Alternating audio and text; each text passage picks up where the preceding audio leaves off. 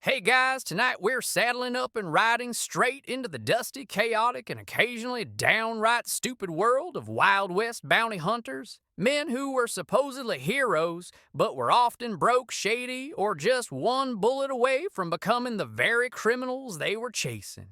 So before you get comfortable, take a second to like the video and subscribe, but only if you genuinely enjoy this strange brand of history that's equal parts myth and mess.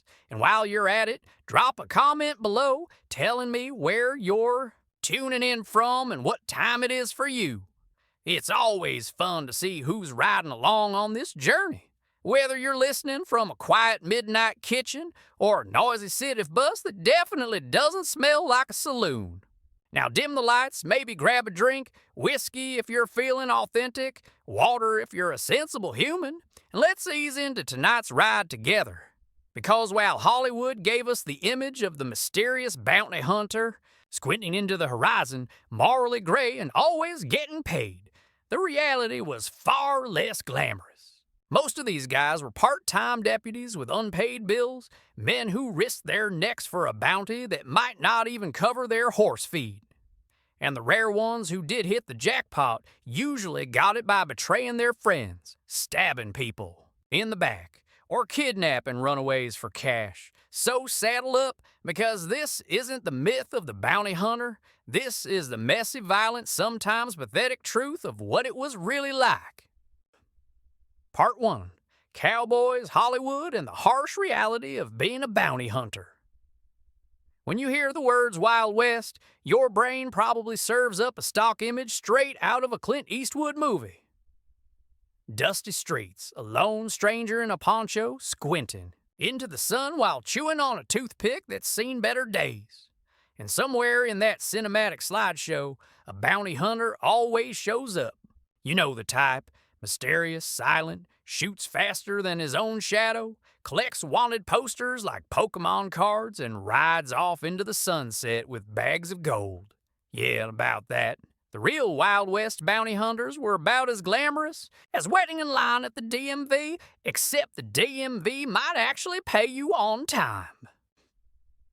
While pop culture has turned bounty hunters into brooding anti-heroes, the actual men, and occasionally women who tried to make money by catching criminals, were often underpaid, overworked, and underappreciated.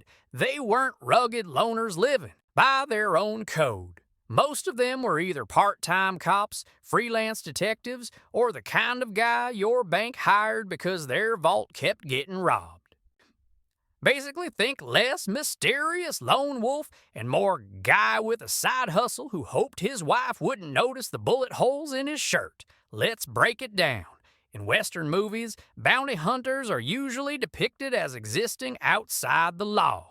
They aren't sheriffs, they aren't marshals. They're free agents who don't answer to anyone but their own conscience and maybe a whiskey bottle. In reality, if you were wandering the Wild West announcing yourself as a bounty hunter, people would have looked at you like you just claimed to be Batman. The term didn't even exist the way we think of it until the mid-20th century. Yep, Hollywood basically made it up. Imagine living in 1875, walking into a saloon and saying, "Howdy, I'm a bounty hunter." The barkeep would probably squint, scratch his head, and say, "What now? You mean a deputy? Or are you one of those Pinkertons? Or are you just here to steal my bar stools?" Because back then, if you wanted to catch criminals for money, you weren't a bounty hunter. You were usually just a lawman trying to make a little extra on the side. And that's not nearly as sexy on a movie poster. The irony here is delicious. The bounty hunter as we imagine him, the silent, mysterious drifter who lives outside the law, never really existed. He's a myth, a mashup of dime novels, TV scripts, and Hollywood directors trying to sell you cowboy hats. In reality, the guys who chased outlaws were more like underpaid government contractors with a death wish. And unlike in the movies, there was no guarantee they'd even get their money at the end of the job. Take the infamous case of Pat Garrett. You probably know him as a sheriff who took down Billy the Kid. Sounds like a sweet gig, right? You risk your neck hunting one of the most notorious outlaws in history, you catch him, and then you cash in a fat check. Except the governor, who promised Garrett the reward money, suddenly turned into that friend who forgets their wallet when it's time to split the bill. Governor Lew Wallace tried to tell Garrett the $500 bounty was a personal offer and not officially binding. Translation: thanks for doing my dirty work, champ, but don't expect me to Venmo you.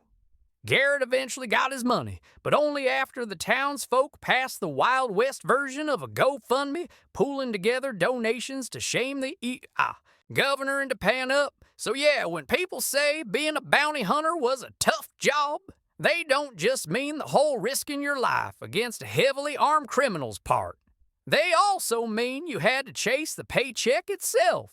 Now, let's talk about the money, because movies love to make you think every bounty hunter was rolling in cash. In reality, most rewards were laughably small, usually under $100. That might sound decent for the 1800s, but remember, this was for risking your life against men who literally thought gunfights were a fun way to spend Tuesday afternoons. $100 wasn't a career, it was beer money. It wasn't even enough to buy you a decent horse, let alone cover hospital bills when some outlaw shot you in the leg. This is why bounty hunting was rarely a full-time job. Almost everyone who dabbled in it had a real profession to fall. Back on, you might be a sheriff, a marshal, or even a ranch hand who moonlighted in outlaw catching. Think of it like actors in Los Angeles who have to wait tables between auditions. Except instead of asking if you want fries with that, you were asking if Jesse James was hiding in the barn out back.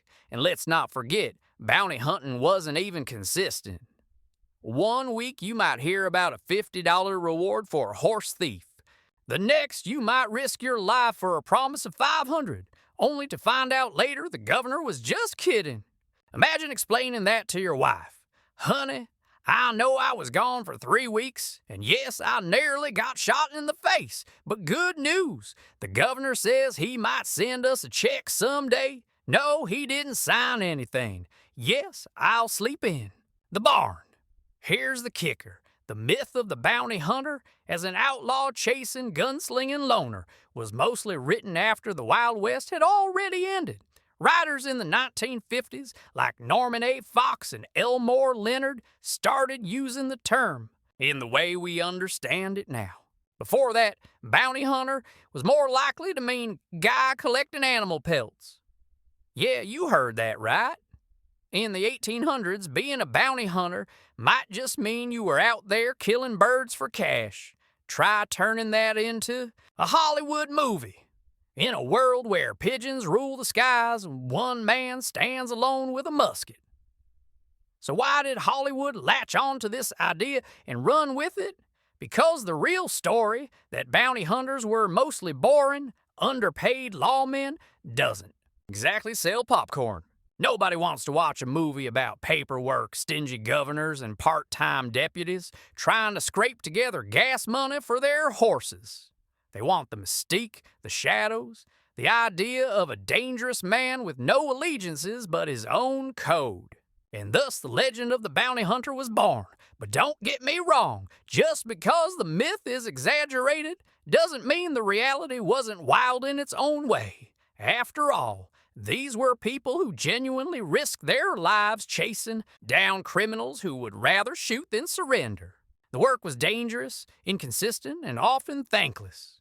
If Hollywood had wanted to be truly accurate, every bounty hunter movie would end not with a triumphant ride into the sunset, but with the hero arguing with a government clerk about whether the paperwork was filed correctly to release his $100 reward. Still, you can't help but admire them, at least a little.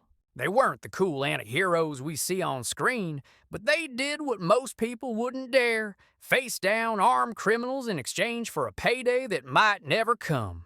Were they glamorous? No. Were they underappreciated? Absolutely. Did they occasionally get stiffed by their own bosses? Constantly. But without them, half the outlaws we remember today might never have been caught. So the next time you watch a Western and see a grim-faced bounty hunter squinting into the desert horizon, remember, the real version of that guy was probably sweaty, broke and wondering if he'd get reimbursed for his horse feed. Spoiler alert, he usually didn't. Part 2, the word bounty hunter. Spoiler, nobody used it. Here's the thing. The Wild West had plenty of outlaws, sheriffs, marshals, and Pinkertons, but no bounty hunters. At least not in the sense we imagine them today. The whole title is basically a retroactive invention. It's like of 200 years from now, historians started calling Uber drivers 21st century carriage knights. Sounds cooler, but it's nonsense. Let's rewind. The word bounty is old like medieval old.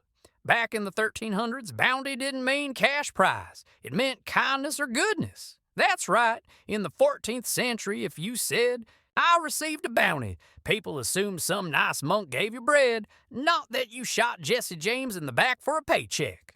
Imagine trying to impress a tavern wench in 1340 by saying, "I am a mighty bounty hunter."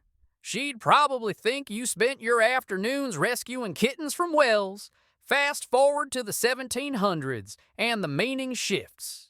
Now, bounty starts to mean a bonus payment. Think of it as a government coupon for signing up to risk your life. Countries would offer bounties to entice young men to join the Army or Navy.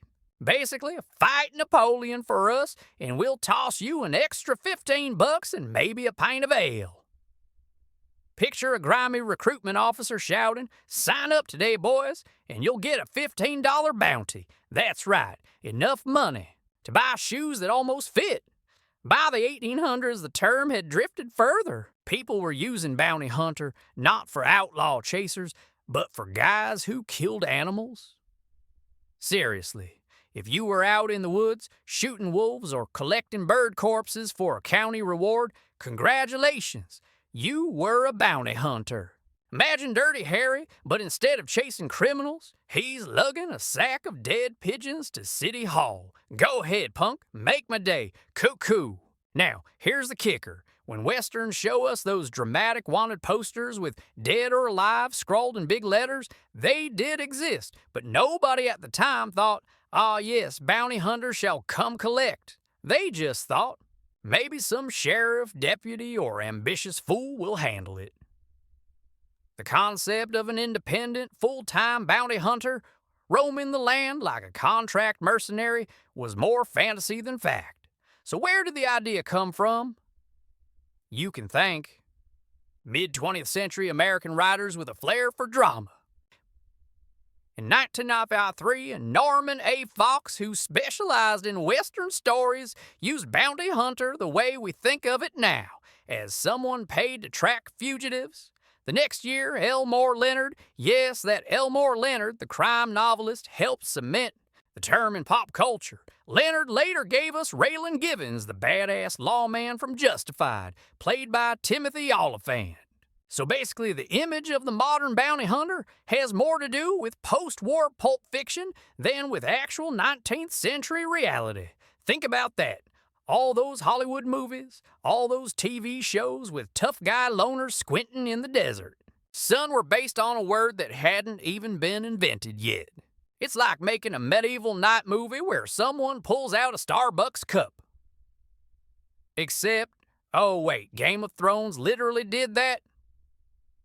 And the funniest part, by the time America started obsessing over bounty hunters, the actual Old West was long gone. The frontier had closed, barbed wire was everywhere, trains connected the coasts, and the whole cowboy outlaw lifestyle was basically extinct. The myth of the bounty hunter was created in hindsight, written decades later by authors who thought, you know what this story needs? A mysterious anti-hero with no moral compass and a cooler job title than freelance deputy. Now, I can hear someone saying, but wait, didn't people chase outlaws for money back then? Yes, they did. Rewards existed, wanted posters existed, vigilantes existed, but the guys doing the chasing were usually already sheriffs, deputies, or Pinkerton agents. They weren't mysterious loners in ponchos. They were dudes with day jobs, official titles, and probably really bad facial hair. Let's put it this way. If you lived in 1880 and tried to introduce yourself as a professional bounty hunter, most people would assume you were either insane or desperately trying to make your gambling debts sound respectable. I'm not broke, honey. I'm a bounty hunter. Uh-huh. Sure you are, Carl. Now go feed the horses. And yet, despite the lack of historical evidence, the legend stuck. Pop culture loved the term. It was gritty, dramatic, and perfectly fit the post-Wazoo American appetite for lone wolf heroes. By the time spaghetti westerns hit the screen in the 1960s, the bounty hunter had officially become one of the most iconic figures of the Wild West, even though he never really existed there in the first place. The irony is almost too good. The most famous job of the Wild West was basically invented in the 1950s right next to Elvis and TV dinners. But hey, that's history for you. Sometimes the truth is boring. Paperwork, sheriffs, part-time deputies moonlighting for gas money. And sometimes the myth is so much better, we just run with it. After all, the underpaid sheriff who had to beg the governor for his promised reward doesn't exactly roll off the tongue like the bounty hunter. So next time you watch a Western and see some rugged loner flip a wanted poster off a saloon wall, just remember, the real version of that guy probably existed, but he didn't call himself a bounty hunter. He called himself a deputy or a marshal or, most likely, unemployed. Please pay me, governor. Part 3. The day-to-day grind of a Wild West bounty hunter picture. This. You wake up in a dusty little town in 1875. The sun is already trying to roast you alive. Your boots smell like horse sweat and you've got about 2 hours 37 to your name. Congratulations. You're a bounty hunter, except not the cool Hollywood kind. Nope, you're the kind that spends most of his time praying the local sheriff actually signs off on that wanted poster reward, because otherwise you're about to starve. Let's be clear, being a bounty hunter in the Wild West wasn't a real career path. There was no LinkedIn listing for professional outlaw catcher, 5 years experience. If you wanted to chase criminals for money, it was almost always something you did on the side. The reality was closer to being a freelance delivery driver. You had a real job, sheriff, marshal, farmhand, maybe detective agency contractor, and sometimes you picked up outlaw chasing gigs when they popped up. Think DoorDash, but instead of delivering cheeseburgers, you delivered armed psychopaths, sometimes dead, sometimes alive. And here's the kicker, the money sucked. Most rewards for outlaws were less than $100. Less than $100.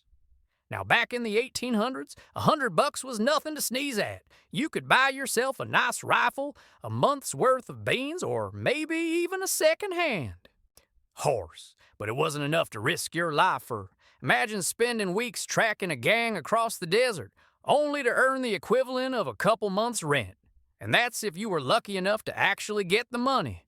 Because, oh, yes, dear reader, not every bounty was guaranteed. Wanted posters were like those shady $100 gift card if you fill out this survey ads online. Half the time, the person offering the reward had no intention of paying. Let's revisit poor Pat Garrett for a moment. This guy risked his life, hunted down Billy the Kid, one of the most infamous outlaws of the era, and when he went to claim the advertised $500 reward, the governor basically ghosted him.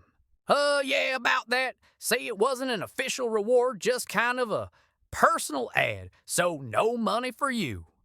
Garrett eventually got paid, but only after his neighbors chipped in, basically doing a frontier GoFundMe because they were so embarrassed on his behalf. So on a day-to-day basis, bounty hunting was a mix of risk your life chasing men who could outshoot you, argue with the government about whether you even deserve the money, probably end up broke anyway. Doesn't sound like a Hollywood blockbuster, does it? But wait, it gets worse. A lot of the time, the rewards weren't even worth the trouble. Many outlaws had bounties of just $25 or $50. That's right, people were literally risking their lives for the equivalent of a fancy dinner. Imagine being gunned down in a saloon because you wanted the outlaw version of pocket change. And let's not forget expenses. Horses weren't free, ammunition wasn't free, food, lodging, bribes, whiskey, none of it was free. Most of your meager bounty would be eaten up just keeping yourself alive on the road. By the time you hauled an outlaw back to town, half-starved and covered in dust, you might be lucky to walk away with a handful of coins jingling in your pocket. So how did bounty hunters make it work? Simple. They didn't, not full-time. That's why so many of them were already lawmen or Pinkerton agents. They had a steady paycheck, small but steady, and bounty hunting was just extra cash, like babysitting, but with more gunfights, and it wasn't just about the money. The job itself was exhausting.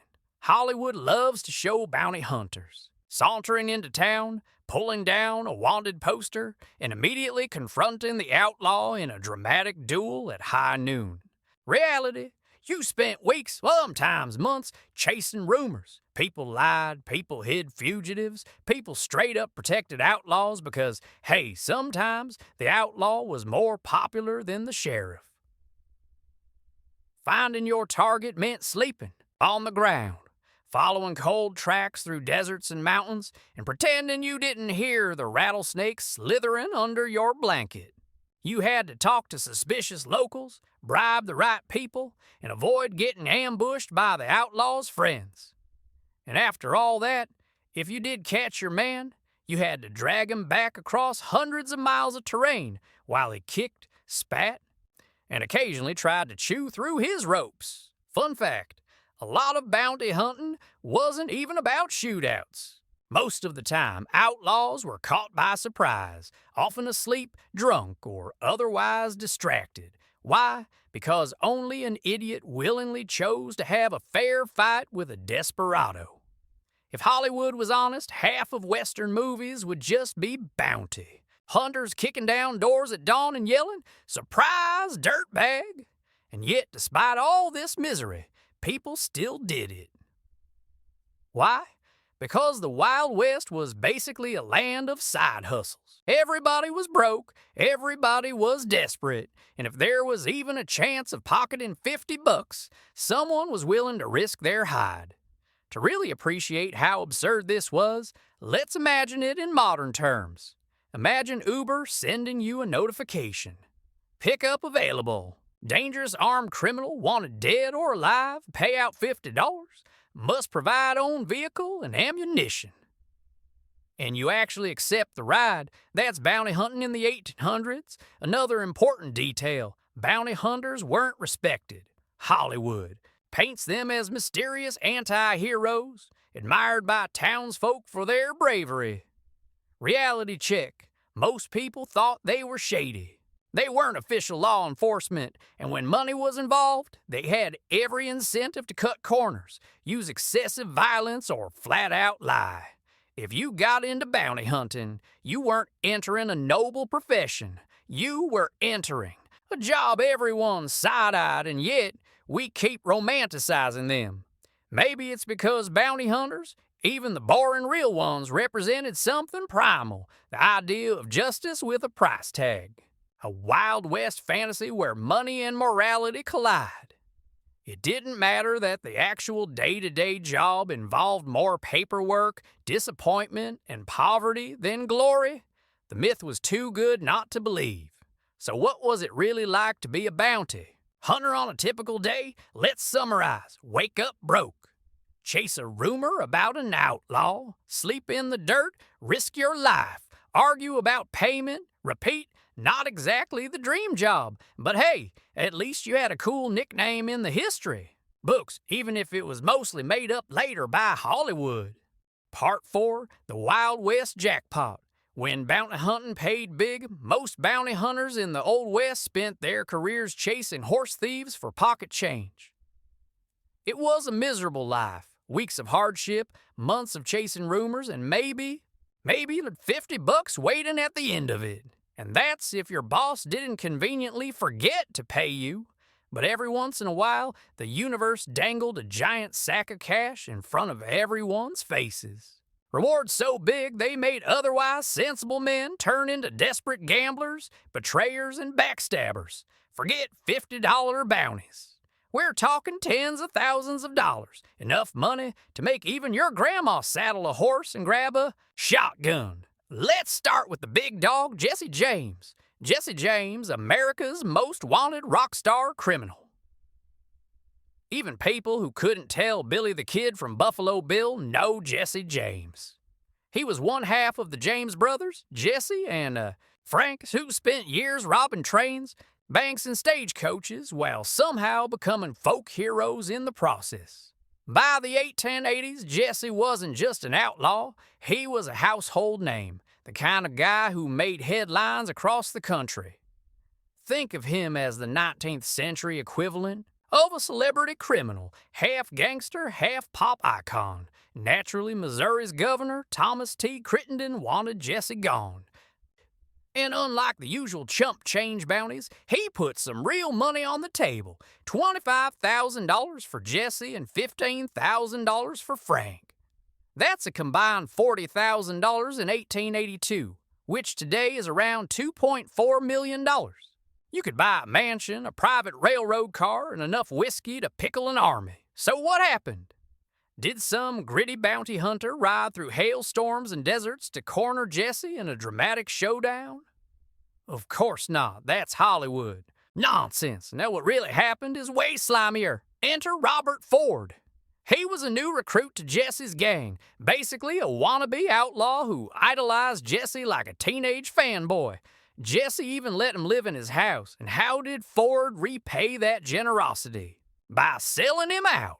On April 3rd, 1882, Jesse James walked into his home, took off his gun belt, and started dusting a picture on the wall. That's when Ford pulled out a gun and shot him in the back of the head. Bang, just like that, America's most famous outlaw was dead, killed not in a blaze of glory, but while doing house chores. Imagine dying mid-swiffer. Ford claimed the reward money, but here's the kicker. His betrayal made him one of the most hated men in America. Even people who despised Jesse James thought shooting him in the back was low. Songs were written mocking Ford as the coward who shot Mr. Howard, Jesse's alias at the time. So yes, Ford got his payday, but he also got a permanent reputation as history's biggest backstabber. Moral of the story? In the Old West, loyalty was cheap, but $25,000 was cheaper. John Wilkes Booth, America's most expensive target. If Jesse James was a jackpot, then John Wilkes Booth was the Mega Millions Powerball. After Booth assassinated President Abraham Lincoln in 1865, the U.S. government went full Oprah. You get a reward, and you get a reward, and you get a reward. They offered a staggering $100,000 in total, half of it just for Booth himself. That's about $9.8 million today. $9.8 million. That's not just retirement money. That's buy your own island and never look back money. For context, most people in the 1860s would have lived their entire lives without even seeing $1,000 in one place. And suddenly the government was dangling a reward worth more than some states' annual budgets. You can imagine the chaos. Everyone wanted a piece of that pie. Soldiers, detectives, vigilantes, random guys with pitchforks. If you had legs and a pulse, you were out in the woods screaming, "I saw Booth." Booth was eventually cornered in a barn in Virginia. Union soldiers surrounded the place, set it on fire, and shot him. The government paid out the reward in slices dividing the $100,000 between soldiers and detectives. But the point was clear. For once, bounty hunting really did look like a lottery ticket. Of course, you had to weigh the risks. Sure, $50,000 was tempting, but you also had to face down the most wanted man in America, backed by armed accomplices, while the entire country was in post-assassination rage mode. Not exactly a walk in the park. Still, that payday proved something.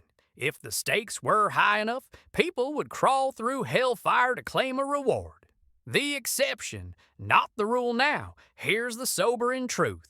Jesse James and John Wilkes. Both were exceptions, outliers. Most of the time, bounty hunting didn't pay remotely close to those numbers. In fact, 99% of rewards were pathetic. Think of it this way. For every Jesse James with a multi-million-dollar bounty, there were 100 nameless horse thieves with $25 scribbled on a poster. For every John Wilkes Booth, there were 1,000 drunks wanted for barroom murders with rewards so small you'd spend more on bullets than you'd get back in cash. The rare big money rewards created legends, songs, and dime novels. They made people fantasize about bounty hunting as a golden ticket to riches. But for the actual men doing the chasing, these jackpots were like winning the lottery, a once-in-a-lifetime miracle that almost never happened. The psychology of big bounties. Here's the fascinating part. These giant rewards weren't just about money, they were about politics. Crittenden's reward for Jesse James wasn't just about catching an outlaw. It was about ending an era. Jesse represented chaos, rebellion, and the lingering wounds of the Civil War. By offering an outrageous bounty, Crittenden was sending a message. The state of Missouri is done with this nonsense. Bring me Jesse's head. The U.S. government's reward for Booth was about vengeance. Lincoln's assassination had shattered the country. Offering $100,000 wasn't just practical. It was symbolic. It was Uncle Sam screaming, "No stone will be left unturned. We will pay through the nose to catch this traitor." So yes, the money mattered, but so did the message. Huge bounties were less about economic reality and more about political theater. Hollywood's favorite part, of course. Guess which part of bounty hunting Hollywood loves to show? That's right. The rare jackpots. Nobody's making a movie about the sheriff who spent 3 weeks chasing a guy for $20 and ended up with dysentery. But Jesse James getting shot in the back for $25,000? That's gold. Booth being hunted with $100,000 on his head? That's box office material. And so, the myth of the bounty hunter as a man constantly swimming in riches was born. Even though in reality, most were swimming in debt. The bottom line. Here's the harsh truth. The Wild West bounty system was basically a lottery. 99% of the time you were working for scraps. 1% of the time, if you were insanely lucky or insanely treacherous, you might hit the jackpot. But let's be honest, if someone offered you the 810-outties equivalent of $2.4 million to shoot your boss in the back while he dusted his living room, would you at least think about it? That's what made the big bounties so dangerous. They didn't just attract bounty hunters, they tempted friends, family members, even fellow outlaws to turn on each other. The bigger the bounty, the bigger the betrayal, and in the end, that's the real story. Bounty hunting wasn't just about chasing criminals. Sometimes it was about realizing the deadliest outlaw might be the guy sitting next to you at dinner, if the price was right.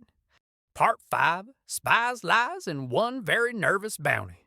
Hunter, most people think bounty hunting in the Wild West meant riding into town, kicking open the saloon doors, and yelling, "You're coming with me, dead or alive," before engaging in a dramatic duel at high noon. Reality check. If you actually tried that, you'd be dead before you even finished the line. Outlaws weren't waiting around for fair fights. They were the kind of people who'd shoot you through a window while you were tying your horse. So the smart bounty hunters, or at least the ones who wanted to survive past their 30th birthday, sometimes turned to a much riskier but more effective strategy, going undercover. This wasn't Hollywood glamour. There were no fake mustaches, no Mission Impossible masks, no clever gadgets from Q the Tech Wizard.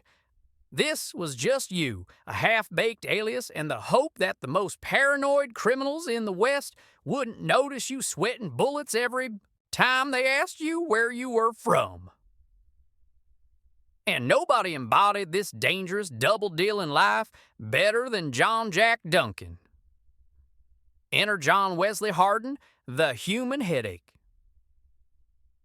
Before we get to Duncan, we need to talk about the man he was hunting, John Wesley Hardin. If Jesse James was the celebrity outlaw, Hardin was the nightmare outlaw. The guy killed his first man at 15, allegedly just because the dude snored too loudly. That set the tone for the rest of his life.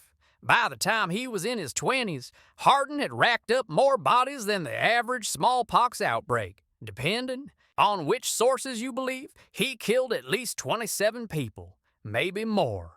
And unlike Jesse James, who occasionally tried to spin his crimes into fighting for the people, Hardin didn't bother with PR. He was violent, reckless, and terrifying. If you were a Texas Ranger, Hardin was the last man you wanted to meet in a dark alley. Which, of course, meant he had a fat bounty on his head. The Rangers recruit Jack Duncan in 1876. The Texas Rangers decided they needed someone sneaky. Chasing Hardin on horseback wasn't working. He had friends, family, and sympathizers everywhere. What they needed was an insider, someone who could blend in, gain trust, and feed them information. Enter Jack Duncan, a 27-year-old police officer with more guts than sense. The Rangers approached him and said, "How'd you like to make a little extra cash by pretending to be one of Hardin's buddies?" And Duncan said, "Yes, that's right."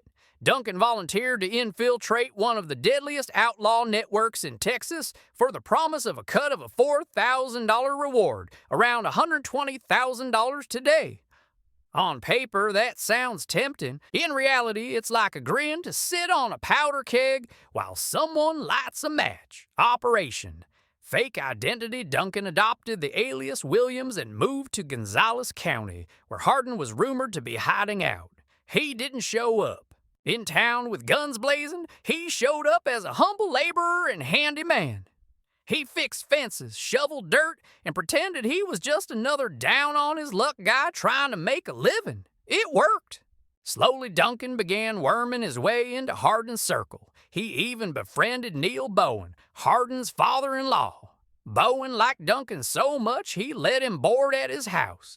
Imagine the stress. You're eating breakfast every morning with the in-laws of the most dangerous outlaw in Texas, all while secretly plotting to betray them. That bacon must have tasted like pure guilt. Duncan went so deep undercover, he even staged his own arrest. Yes, at one point he arranged for the Rangers to capture him and throw him in jail, just to make his cover story more believable. The outlaw world saw him as a fellow victim of law enforcement, not a spy. That's next-level commitment. Today, actors win Oscars for method acting. Back then, if your acting failed, you won a coffin. The big break. Eventually, Duncan's risky. Gambit paid off. After months of building trust, Bowen accidentally slipped up and revealed Hardin's location. Duncan passed the intel to the Rangers, who moved in for the capture. On August 24, 1877, they cornered Hardin on a train in Pensacola, Florida. He was reportedly asleep in his seat when the Rangers pounced, yanking his gun away before he could even wake up. Just like that, one of the deadliest killers in the West was finally in custody. And Duncan, he got his cut of the $4,000 reward. Mission accomplished. The fallout you'd think after pulling off one of the greatest undercover operations in Western history. Duncan would become a legend. Instead, he quit. 4 months later, he resigned from the Rangers entirely and moved on to become a private detective and occasional bounty hunter in Dallas. Why? Probably because after living as a double agent in the outlaw world, everything else felt like playing with toy guns. Or maybe he just realized one slip-up could have gotten him gutted in his sleep. Either way, Duncan walked away before his luck ran out. The reality of Spy. Life Duncan's story makes bounty hunting sound like a thrilling adventure. Undercover missions, fake names, dramatic captures. But let's not kid ourselves. It was terrifying. One wrong move and you were a corpse. There were no second chances, no witness protection programs, no oops, I dropped character. Imagine trying to stay cool while playing cards with outlaws who wouldn't hesitate to shoot you over a bad hand. Imagine sitting at a dinner table while your host's son-in-law, the most paranoid killer in Texas, was hiding just a few miles away. Every laugh, every nod, every casual remark could be the slip-up that ended your life. And worst of all, even if you pulled it off, your reward might not even materialize. Ask Pat Garrett how reliable governors were at writing checks. Hollywood versus reality. Again. Of course, Hollywood loves this kind of story. The lone undercover hero infiltrating the enemy, outsmarting everyone, and pulling off the impossible. But they leave out the boring and terrifying parts. Weeks of pretending to be a farmhand, eating bad stew with suspicious strangers, and praying nobody noticed you polishing your badge by accident. If Duncan's story were a movie, the climax would be him dramatically confronting Hardin in a duel. Reality? The Rangers just yanked a half-asleep outlaw out of a train seat. Roll credits. The bottom line, Jack Duncan's undercover escapade shows us the risky, gritty side of bounty hunting that doesn't make it into the romantic myths. Yes, there were shootouts. Yes, there were dangerous outlaws, but sometimes the deadliest work happened in silence, blending in, lying through your teeth, and hoping your disguise held up just one more day. And in the end, Duncan proved a universal truth of the Old West. It wasn't always the fastest gun that survived. Sometimes it was the best liar. Part 6. The Dark Side of Bounty Hunting. Freedom. Had a price. When people imagine bounty hunters in the Old West, they think of rugged loners hunting criminals for glory and gold. What they don't picture, but absolutely should, is a by far uglier reality. Bounty hunters were also hired to track down escaped slaves. Yep, forget outlaw duels at high noon. Sometimes bounty hunting was nothing more than legalized kidnapping. The Fugitive Slave Act, America's worst job posting. It all started with the Fugitive Slave Act of 1793, which basically said, if you escape slavery and make it to another state, congrats. Just kidding, we're sending men after you to drag you back. This law gave slave owners the right to pursue escapees and empowered local governments, and by extension, hired bounty hunters to capture them. The act was later strengthened in 1850, making the whole system even nastier. So suddenly, bounty hunting wasn't about catching murderers or thieves. It was about catching human beings whose only crime was wanting to live free. Wanted posters. 4 people imagine walking into a town square in the 1800s and seeing a wanted poster. Not for a bank robber, not for a horse thief, but for a man or woman who had the audacity to run away from slavery. The reward? Cold hard cash to the bounty hunter. It didn't matter if you were guilty of anything. If your skin was dark and someone claimed you were a runaway, congratulations, you were a paycheck. This led to horrifying abuses. Free black people, citizens who had never been enslaved, were kidnapped by bounty hunters and dragged south. Sold into slavery simply because a piece of paper said so. It was a business model built on greed, racism, and total lack of accountability. How the system worked. Here's how it went down. Capture. A bounty hunter would grab someone they suspected of being a runaway. Suspected here meaning they looked black and were in the wrong place. Court hearing. The bounty hunter would go before a judge. All they had to do was present evidence the person was enslaved. This evidence was often flimsy or outright fabricated. Decision. If the judge bought it, the escapee was handed over to the supposed owner. There was no jury, no meaningful defense. Profit. The bounty hunter got paid. The person got chained. End of story. Northern states tried to push back with personal liberty laws, rules that gave accused escapees the right to a trial. But in 1842, the Supreme Court case Prigg v. Pennsylvania ruled that federal law, the Fugitive Slave Act, overrode state protections. Translation: bounty hunters had legal cover to kidnap people, even in free states. So if you were a free black man living in, say, Pennsylvania or Massachusetts, you had to constantly watch your back, because to a greedy bounty hunter, you weren't a neighbor or a citizen. You were a walking sack of cash. The human cost, the human toll of this system is impossible to overstate.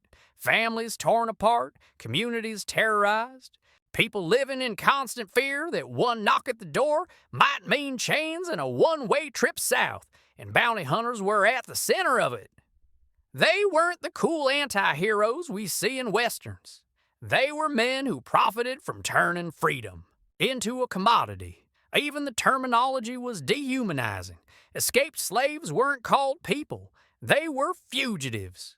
The posters didn't say missing husband and father. They said property stolen. It's one of the darkest reminders that bounty hunting wasn't about justice. It was about money, no matter the cost. The Northern resistance. Not everyone went along quietly. In many northern states, communities resisted bounty hunters, sometimes violently. Vigilante groups formed to protect escapees. Underground railroad networks risked everything to smuggle people to safety in Canada. But it was a dangerous game. Harboring an escaped slave could land you in prison. Interfering with a bounty hunter could get you killed. The law wasn't on the side of freedom, it was on the side of profit. The professional kidnapper, Edward Prigg infamous case, highlights just how rotten the system was. Edward Prigg. Prigg was a Maryland bounty hunter who, in 1837, kidnapped a black woman in Pennsylvania, claiming she was an escaped slave. She wasn't. He was convicted of kidnapping. But when the case hit the Supreme Court, they ruled in his favor. The court decided that states couldn't interfere with federal law, effectively giving bounty hunters a free pass. Think about that. A man convicted of kidnapping walked free because the highest court in the land basically said, yeah, but technically he was doing his job. If you ever want an example of laws being on the wrong side of morality, look no further. The reputation nobody talks about. Here's the irony. Hollywood loves bounty hunters. They're mysterious, dangerous, romanticized figures of justice. But you'll never see Clint Eastwood starring in The Good, the Bad, and the Slave Catcher. Why? Because the reality is too ugly.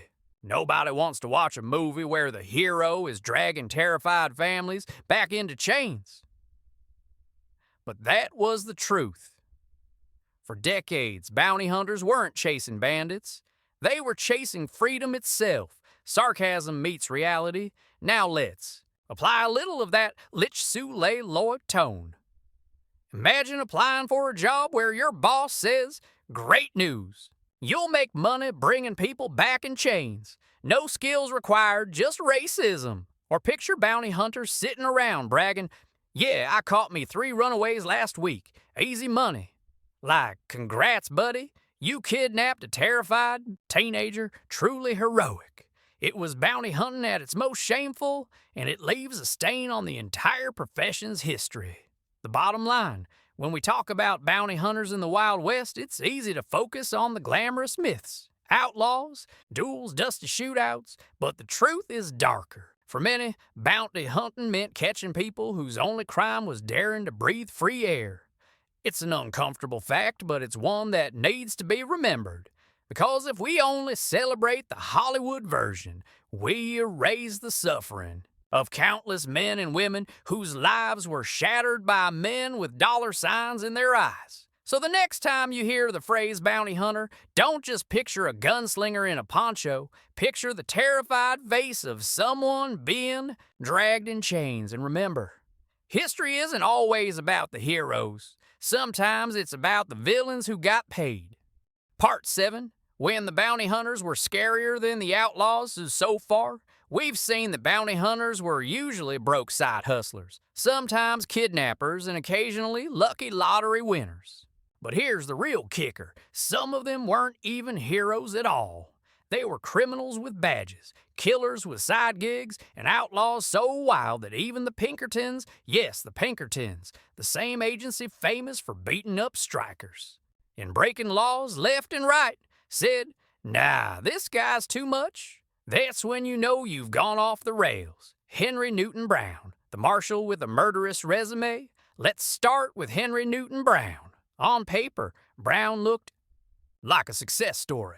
He became assistant marshal of Caldwell, Kansas in 1882 and later got promoted to marshal. Sounds respectable, right? Lawman, public servant, shiny badge, the kind of guy parents told their kids to look up to. But here's the thing, Brown's past wasn't exactly squeaky clean. Before he was wearing the star, he was riding with Billy the Kid. Yep, the Billy the Kid.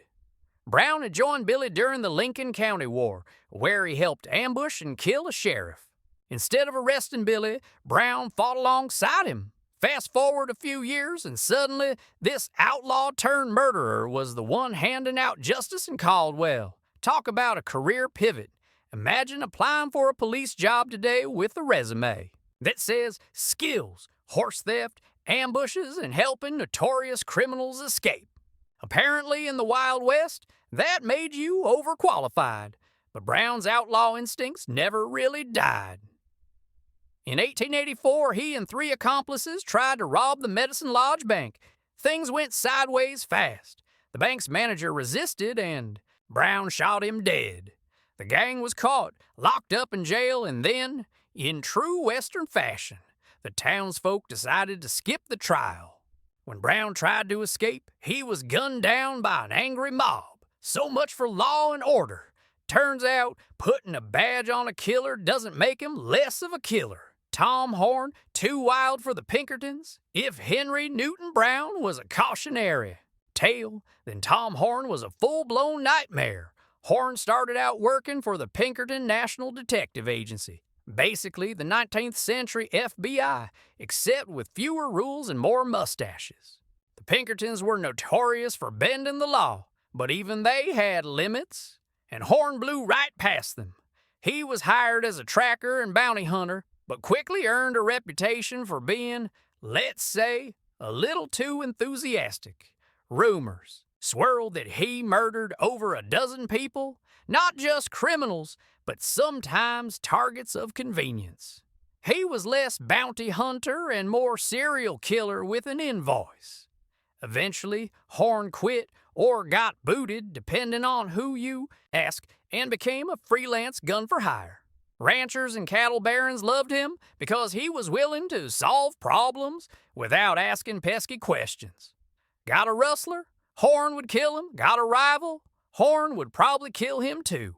If Venmo had existed, his payment notes would have been nothing but knife emojis. But Horn's life ended in irony. In 1901, a 14-year-old boy named Willie Nickel was shot in the back and killed. Horn was accused of the murder. Many historians think he didn't actually do it. The evidence was shaky at best.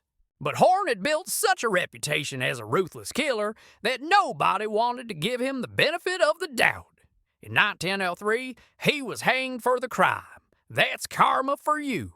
When you're known for solving problems with bullets, don't be surprised when the law decides you're the problem. When the badge and the bounty blurred, Henry Newton Brown and Tom Horn weren't unique. Plenty of bounty hunters walked the line between law and outlaw, sometimes switching sides depending on who paid better. One week you're deputized to chase a horse thief, the next week you're robbing a bank yourself. It was the ultimate Wild West side hustle, lawman by day, outlaw by night. The badge didn't mean you were honest, it just meant you were dangerous with legal permission. In fact, the idea that bounty hunters had some noble sense of justice is laughable. Many were just mercenaries with paperwork, and when the paperwork dried up, they didn't suddenly retire. They robbed, killed, and schemed like everyone else. Hollywood's selective memory, of course, you won't see this part of the story in movies. Hollywood bounty hunters are always grim but honorable men of principle who live by their own code. They might bend the law, but they never break it.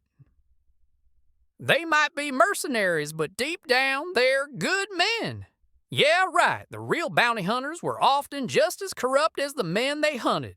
Some of them were worse, and if a movie showed that you'd have to sit through 90 minutes of your hero casually murdering people for cash and robbing banks on the side, audiences don't like that. But history isn't here to make you comfortable. The bottom line: if the Wild West taught us anything, it's this. Just because someone wore a badge didn't mean they were the good guy. Henry Newton Brown proved that you can't scrub outlaw blood off your hands just by pinning on a star. Tom Horn proved that being too violent for the Pinkertons is a one-way ticket to the gallows. The truth is, bounty hunters weren't always heroes. Sometimes they were the scariest outlaws of them. All Part 8, The Dunn Brothers. Outlaws, snitches, and accidental bounty hunters. If you thought bounty hunters were always grim sheriffs or desperate deputies, let me introduce you to the Dunn Brothers: B, Calvin, Dal, George, and Bill. 5 siblings who managed to make the bounty hunting business even slimier by mixing it with rustling, murder, and betrayal. Basically, they were equal parts crime family and law enforcement contractors. Hollywood would never touch these guys because their story isn't about noble justice. It's about hustling, scheming, and cashing in on whichever side of the law happened to be paying that week. Outlaws with a side business, the Dunn Brothers weren't full-time bounty hunters. They ran a boarding ranch near Ingalls, Oklahoma. Outlaws would often hide out there, enjoying the Dunn's hospitality. Sounds nice, right? Home-cooked meals, a roof over your head, friendly company. Except there was a catch. The Dunns also had a habit of robbing or killing their own guests. Imagine running an Airbnb where you occasionally murdered the renters and sold their stuff at the local market. That's basically the Dunn business model. And speaking of markets, they ran a meat shop in Pawnee, Oklahoma. A legitimate business, except the meat wasn't always legit. Sometimes it came from cattle they had borrowed without asking. In modern terms, a farm-to-table experience, but with a side of felony. The Doolin-Dalton gang problem in the 1890s, the most infamous outlaw crew in Oklahoma, was the Doolin-Dalton gang, also known as the Wild Bunch. These guys robbed trains, banks, and stagecoaches like it was a competitive sport. Naturally, the Dunn brothers had ties to them, because when you're running a criminal B&B, you tend to meet all the wrong people. But here's where things get interesting. The Dunns also struck a deal with the law. In exchange for leniency on their own cattle-rustling charges, they agreed to help capture members of the Doolin-Dalton gang. That's right, the Dunn brothers became bounty hunters, while still being criminals themselves. Talk about hedging your bets. One minute you're hiding outlaws, the next you're cashing in on their bounties. Loyalty wasn't exactly their strong suit.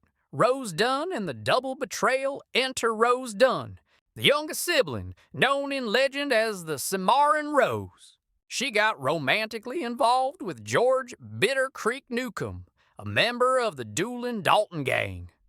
Cue the dramatic music. At first, it probably felt like a Romeo and Juliet situation. Outlaw boyfriend, outlaw sympathizing girlfriend forbidden. Love across a landscape of crime. But the Dunn brothers weren't exactly the romantic type. On May 2nd, 1895, Newcomb and fellow gang member Charlie Pierce came to visit Rose at the family ranch. Depending on which version of the story you believe, one of two things happened.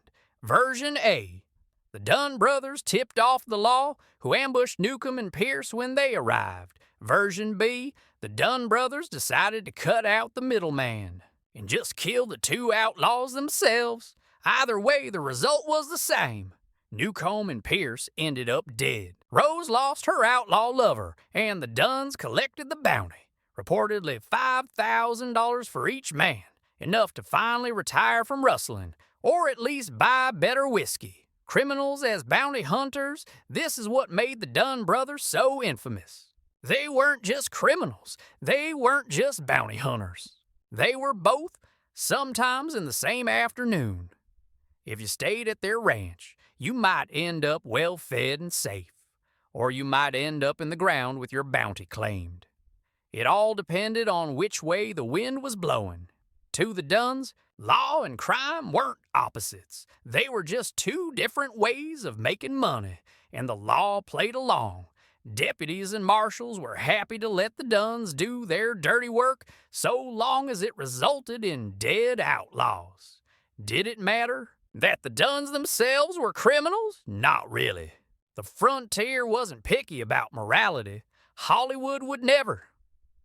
Now, here's why you've never seen a spaghetti western about the Dunn brothers. Their story is too messy. You can't sell them as heroes. They weren't misunderstood loners. They weren't noble lawmen. They were opportunists who turned betrayal into a business model. Imagine pitching that movie in Hollywood.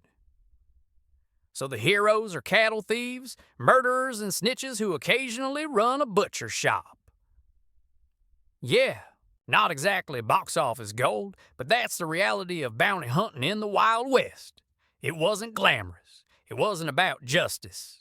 It was about money, and whoever was willing to pay it.